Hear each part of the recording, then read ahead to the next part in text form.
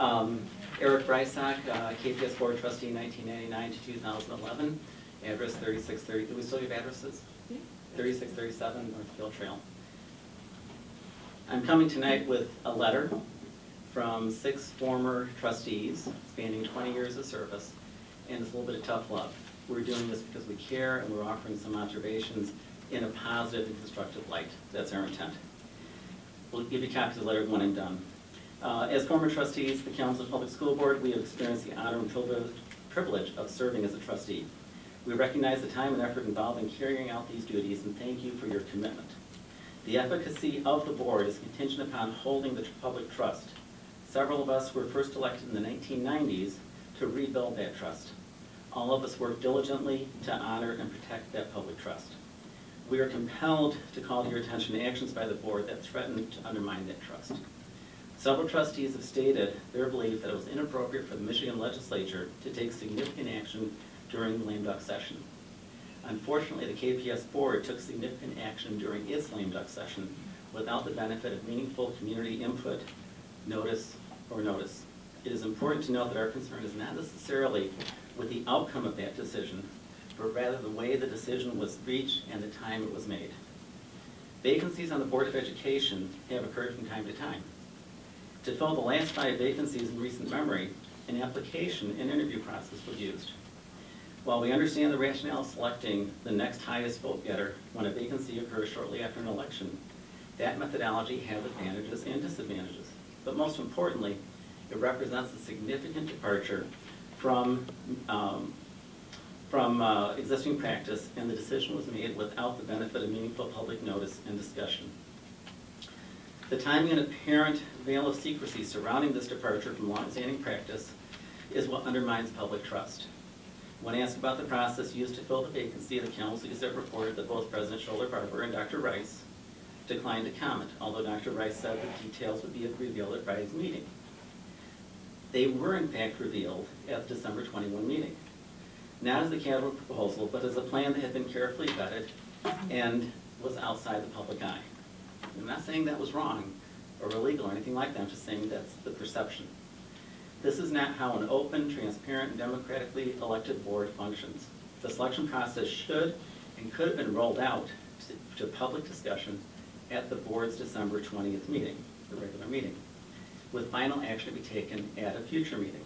We understand the board's stated desire to onboard all trustees at tonight's meeting, but given that the published agenda lacks any substantive items, it's fair to question whether the action taken that undermines public trust was worth the incremental benefit of making the appointment on December 21st instead of January 10th. And with 7 seconds to spare, I'm going to turn it over to former trustee and board president Barb Miller.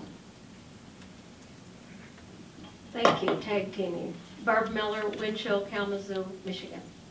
This has not been lost to the community, including discussions on social media, that the decision was made by only 4 of you who sit here today. For 2 trustees going off the board, having a say in the method and the actual selection makes no sense. One of them was not returned to office by the voters, yet he had a say. In stark contrast, the 2 highest vote getters in a recent election, those 2 voters who chose to serve as trustees were not permitted to vote or have a say in the process or the person selected. In fact, we understand their input was not even sought. All of you serve on a public school board.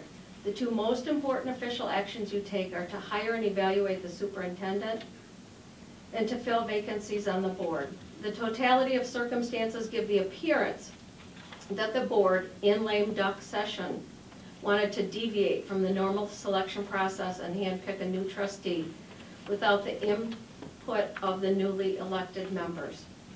This undermines public trust and unfortunately taints the appointment of Trustee Morris, who we are sure will do his best work for the students and for KPS.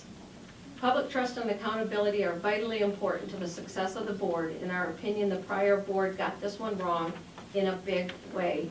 We hope the new board will keep public perception in mind and redouble its efforts to seek and engage public input and discourse in all future actions. It may take a little longer and can be messy. It may take a little longer and can be messy. But your decisions will be much stronger with diverse, meaningful public input. For the benefit of the students and families of KPS, we wish you the best. This is signed by 4 former trustee presidents and 2 former trustees. I'd just like to add that I called on December 13th at 11:43 a.m. and was told that the trustee was not resigning till December 31st, and the board had 30 days to appoint someone. You don't know who would have applied. Maybe Craig would have. He would have been able to hit the ground running since he was already on the board. Maybe Eric would have. Who knows? Perception is reality, and this was a tragic, major mistake. I sincerely hope it doesn't happen this way again. On another note, your bully policy appears to apply only to students. And I'm afraid that, sad but true, there are probably staff members that are bullies. And this policy should apply to the entire KPS family, I think, from the top on down. Thank you very much for your time. Thank you.